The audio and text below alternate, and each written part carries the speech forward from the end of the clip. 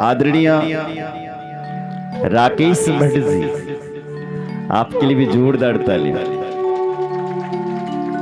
आदरणीय ओमदत्त भट्ट जी, आपके लिए भी जोरदार तालियां। आदरणीय खिल्लानंद भट्ट जी, आपके लिए भी जोरदार तालियां। आदरणीय चिरंजी लाल जी, आपके लिए भी जोरदार तालियां। आदरणीय भीमानंद जी, आपके लिए भी जोरदार तालियां। आदरणीय आसाराम सिलियाल जी, आपके लिए भी जोरदार तालियां। आदरणीय रतनमणि भट्ट जी, आपके लिए भी जोरदार तालियां। आदरणीय दौलतराम भट्ट जी, आपके लिए भी जोरदार तालियां। आदरणीय मोहन लाल भट्ट जी, आपके लिए भी जोरदार तालियां। आदरणीय कमल भट्ट जी, आपके लिए भी जोरदार तालियां। आदरणीय मोहनलाल भट्ट जी, आपके लिए भी जोरदार तालियां। आदरणीय कन्हैया प्रसाद भट्ट जी, प्रधानपति, आपके लिए भी जोरदार तालियां। समस्त गांववासी, समस्त क्षेत्रवासी इस कथा में सहयोग कर रहे हैं। सभी भक्त वृंद, भक्त गणों, आप सभी के लिए जोरदार तालियां।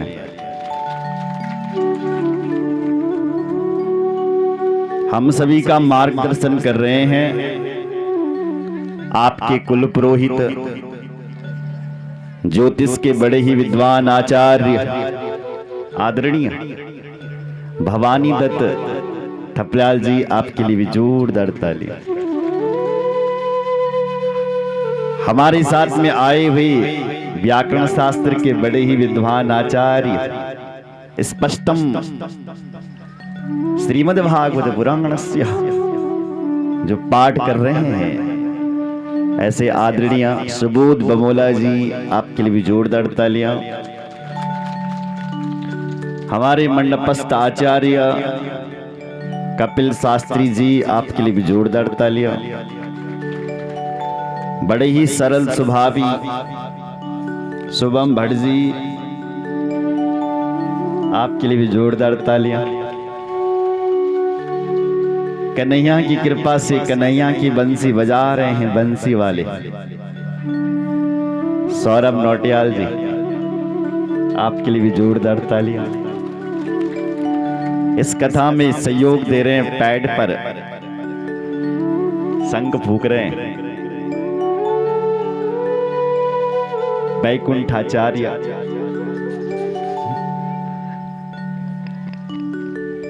आपके लिए भी जोरदार तालियां।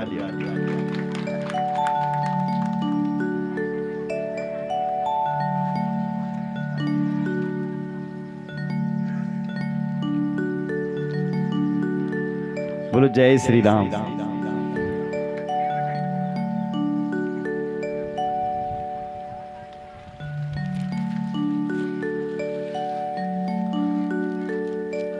साउंड पर सुंदर सेवा दे रहे हैं साउंड वाले भाई, साउंड इंजीनियर ऑफ, आपके लिए भी जोरदार तालियां। जो लोग अपने गांव से बाहर रहते हैं,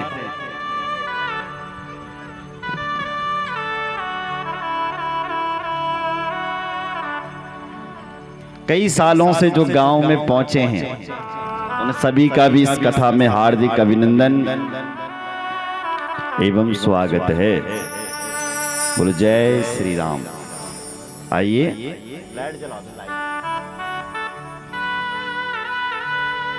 इस कथा में हम सब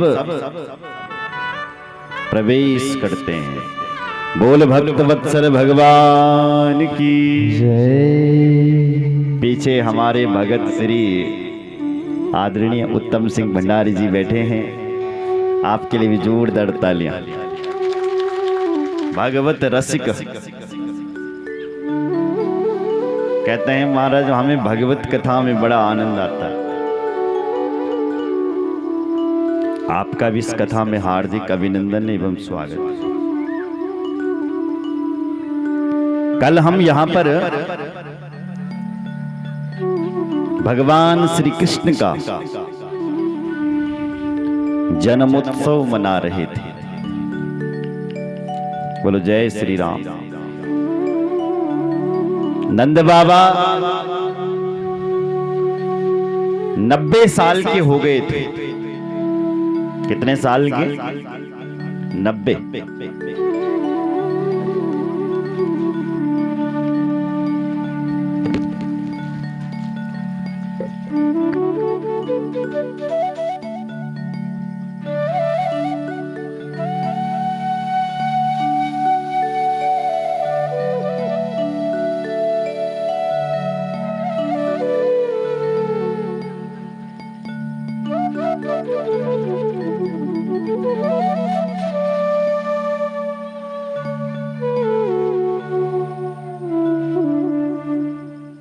श्री राम। बोलो जय श्री राम। और जोर से बोलो। हाँ। तो नंद बाबा 90 साल का हो गया था, पर बाबा की यहाँ कोई संतान नहीं हुई। तो एक दिन एक ब्राह्मण उनके घर पर गया। उन्होंने अपने घर पर ब्राह्मण को भोजन करवाया और भोजन पाकर के ब्राह्मण के मुख से निकल गया, हे नंद बाबा पुत्रवान भवः, जाओ तेरे घर पर पुत्र होगा। नंद बाबा तो ताली बजा के हंसने लगा। क्या कह रहे हो महाराज? अरे मेरी उम्र भी देख रहे हो आप, मैं 90 साल का हूं और 90 साल की उम्र में भला मुझे अब बेटा होगा? ब्राह्मण ने कहा मेरी मुख से निकल गया, अब तेरे घर में बेटा होकर के ही रहेगा। बोले महाराज इतने सालों में हुआ नहीं, तुम ऐसा क्या करोगे? बोले हम तुम्हारे घर पर गोपाल संतान मंत्र का जाप करेंगे, तब देखते हैं क्यों नहीं होता तुम्हारे घर पर बेटा। ठीक है महाराज, कितना खर्चा आएगा? बोले खर्चा कुछ नहीं आएगा, खर्चा एक ही है कि तुम मुझे भोजन कराओ, बस मालपुआ खूब खिला और मैं भजन करता हूं। तो भोजन करवा और मैं भजन करता हूं, देखते हैं तेरे घर पर लाला क्यों नहीं होता है। तो बाबा ने ऐसा ही किया, ब्राह्मणों को भोजन किया और आज उन ब्राह्मणों के आशीर्वाद से 9 महीने के अंदर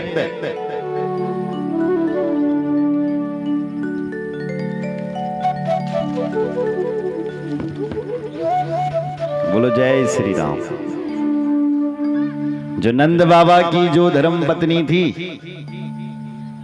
वो गर्भवती हो गई, यशोदा। और कालांतर में 9 महीने बाद जैसी गर्भवती हुई तो नंद बाबा अपनी बहनों को लेने के लिए चले गए।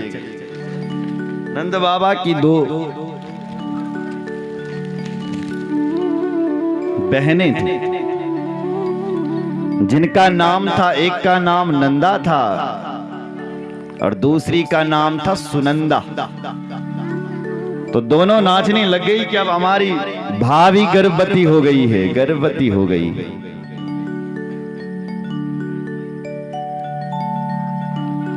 तो देखते देखते महाराज हंसने लग गए, प्रसन्न हो गए।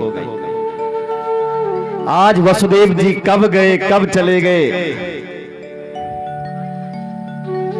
हमारे बीच।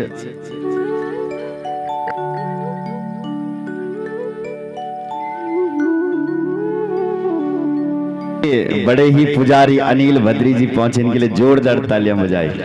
अभी अभी अपने गांव में इन्होंने भोन्याड़ा में विशाल और भव्य श्री शिव महापुराण की कथा करवाई है। जोरदार तालियां इनके लिए। बोलो जय श्री राम।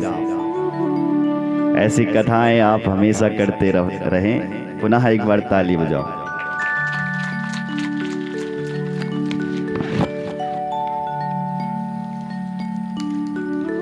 तो आज कौन चले गया? कौन आया पता नहीं चला। सुन रहे हो? अचानक जब नंद बाबा की बहन ने जब ये देखा कि भाभी के यहाँ नील कमल वाला बालक खेल रहा है, किलकारियां मार रहा है, तो दौड़ करके गई अपने भाई के पास और कहने लगी, हे भैया, है गयो है गयो है गयो है गयो। नंद बाबा भी हंस करके बोले, कहा भयो? तो पेड़ से प्यार से बोली, मैं तब बताऊंगी, पहले मेरे लिए इनाम लाओ। पहले इनाम क्या दोगे मुझे बताओ। तो नंद बाबा ने अपनी तिजोरी की चाबी निकाली और कहा कि बहन, ये ले चाबी तिजोरी की, तुझे जो पसंद आए ले ले, पर अभी ये बता कि क्या हुआ। तब बहन कहती है, भैया तेरे घर में लाला को जन्म है गयो। बोले नंद की लाला की जय। इतना कहा तो नंद बाबा की खुशी का पारा बार नहीं रहा। ग्वालों ने सुना तो दौड़ दौड़ करके आए और उत्सव मनाने लग गए। चारों तरफ से गान नगाड़े बजने लग गए, खुशहाली घर में आने लग गई महाराज। तुरंत नंद बाबा ने ब्राह्मणों को बुलाया और उन ब्राह्मणों ने वेद पाठ शुरू कर दिया। लिखा है यहाँ भागवत के श्लोकों में, नंदस्त्वात्मज उत्पन्ने जाता हलादो महामना आहूय विप्रान वेदज्ञा स्नातः शुचिरलंकृतः नंदस्त्वात्मज उत्पन्ने। नंद के घर पर किसका जन्म हुआ? बोले जाता हलादो। किसका जन्म हुआ? जाता हलादो। साक्षात आनंद का जन्म हुआ है। हमारे घर पर जब कहीं को जन्म हो तो क्या हम के बदा तेको बेटा को जन्म वही भाई, लेकिन यहाँ किसी बेटे का जन्म नहीं हुआ। इनके घर में तो आनंद का जन्म हो गया, क्योंकि भगवान कौन है? आनंद स्वरूप है, साक्षात आनंद है कृष्ण, इसलिए उन आनंद का जन्म हो गया। आहूय विप्रान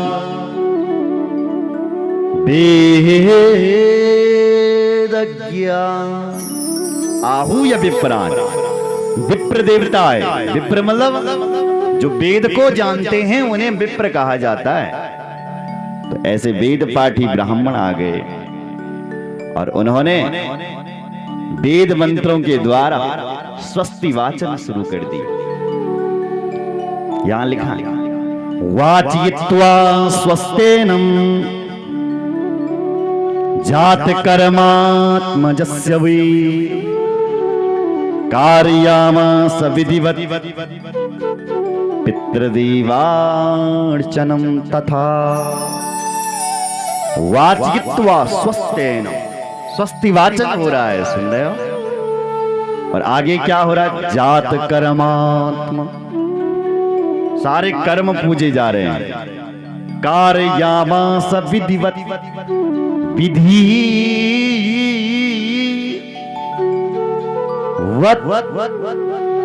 विधिवत चल रहे हैं क्या कार्यक्रम? पितृदेवार्चनम तथा। देखो इधर देखो मेरी ओर। हमारे यहाँ किसी का जन्म हो तो 10 दिनों का सूतक माना जाता है। ऐसी आज्ञा मैंने शिव पुराण में पढ़ी है कि 10 दिनों का सूतक। बोलो जय श्री राम। ब्राह्मण के यहाँ यदि किसी का जन्म मरण हुआ है तो वहां 10 दिन का सूतक लगता है।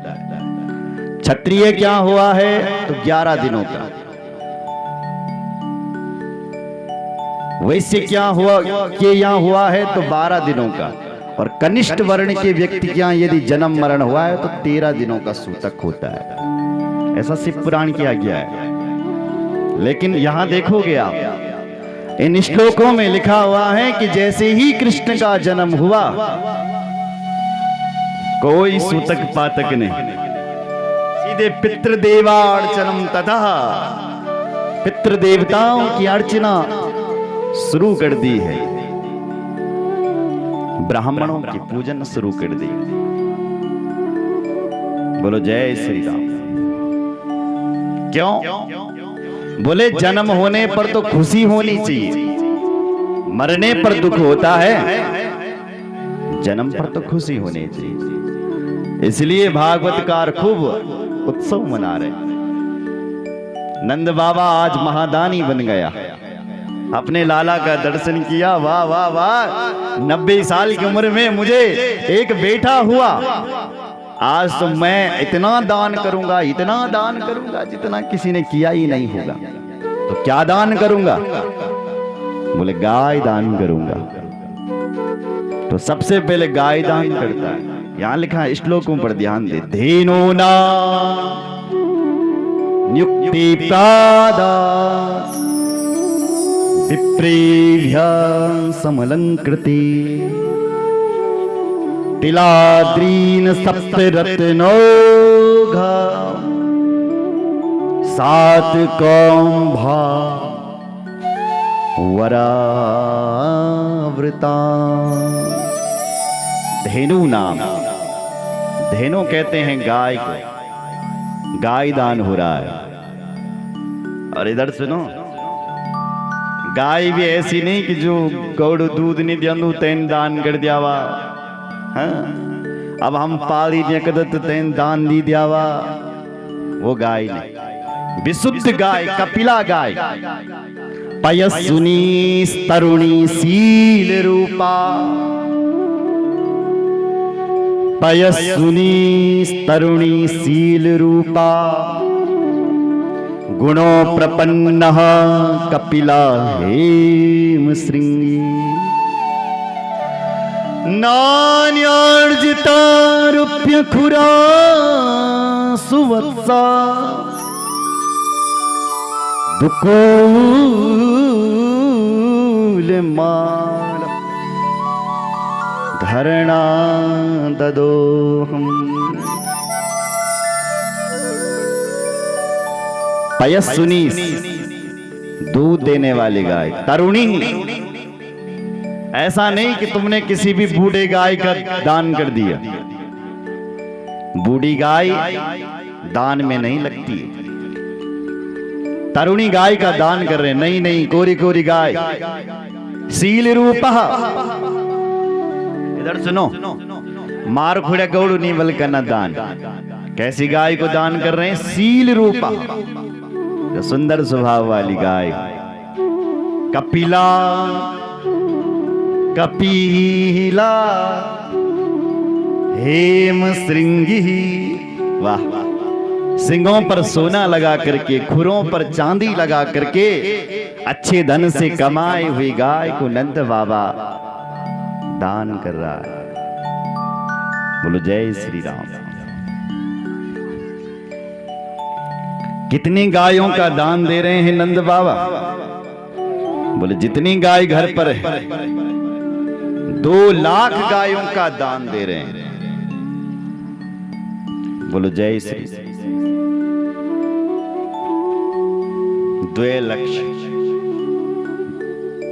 2 लाख गायों का दान।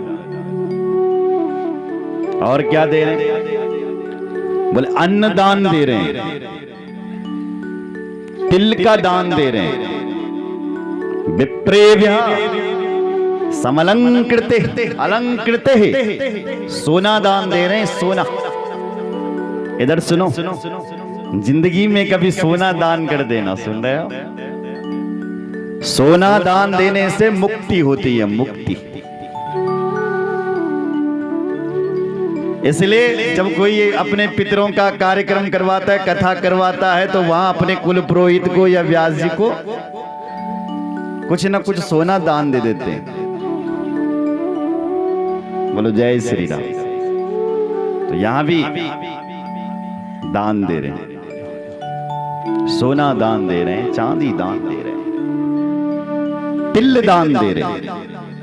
तिलाद्रीन सप्तरत्नौघा सप्तरत्न 7 पहाड़ बना दिए किसके? तिल के, और तब दान दे रहे हैं। तिल दान का बहुत बड़ा महत्व है। शिव पुराण तिल की महिमा इतनी भयंकर बताता है कि अगर आप तिल दान करते हैं तो आपके घर में धन की कमी नहीं रहती, क्योंकि तिल भगवान की पसीने से प्रकट हुआ है। इसलिए तिल दान का बहुत बड़ा महत्व है अपने आप में। अरे वहां तो नमक दान की भी बात कही गई है। बोलो जय श्री राम। इसलिए तिल दान करना चाहिए। तिल को आप जलाते भी हो तो भी दान करना चाहिए। देखो तिल 2 प्रकार के होते हैं। बोलो जय श्री राम। एक होता है सफेद तिल और दूसरा होता है काला तिल। सफेद तिल कहां यूज होते हैं? पितरों के लिए। पितृपक्ष में लोग अपने सफेद तिलों का तिलांजलि अपने पितरों को देते हैं, और जो काला तिल होता है उससे हवन किया जाता है। बोलो जय श्री राम। इसलिए तिल दान कर रहे हैं। आप भी लाना कल से तिल, ठीक है? कल यहां पर हवन होगा। हमारे आचार्य जी ने देख लिया, कल अग्नि का वास धरती पर है और कल ही यहां पर हवन किया जाएगा। परसों की इस कथा का विराम हो जाएगा। तो आप कल सुबह अपने घर से जौ, तिल, लकड़ी, हवन सामग्री थोड़ी थोड़ी अपनी तरफ से जरूर लेकर के आना। बोलो जय श्री राम।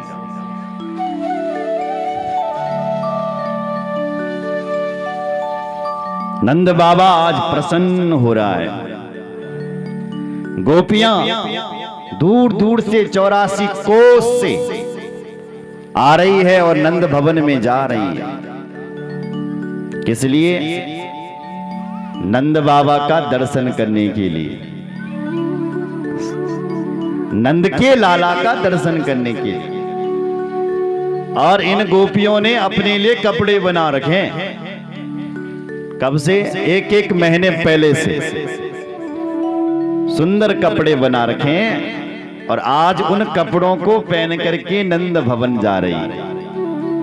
गोप्यः सुमृष्टमणि कुंडल निष्ककण्ठ्य चित्रांबरः पतिशिखा च्युतमाल्यवर्षा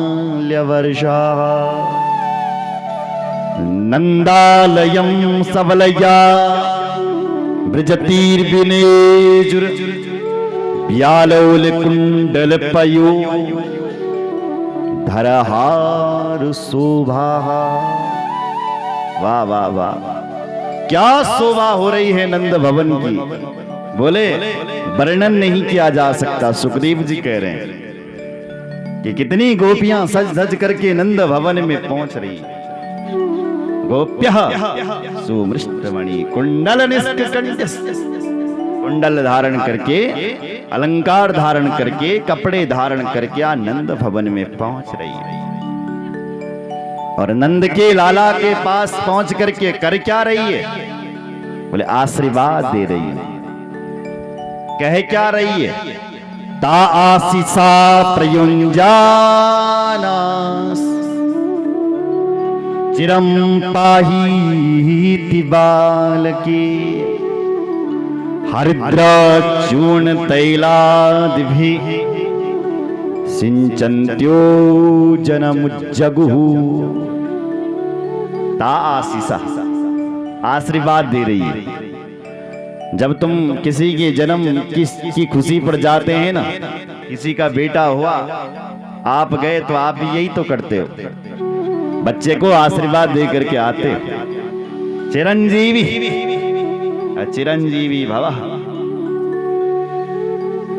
बोलो जय श्री राम। यहां ये गोपी यही कह रही है।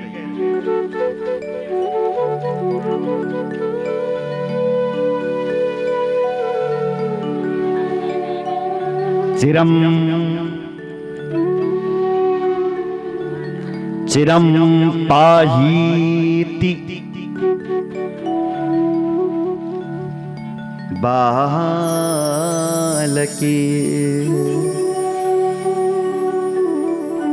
हे यशोदा मां, तेरा बेटा चिरंजीवी रहे, प्रसन्न रहे।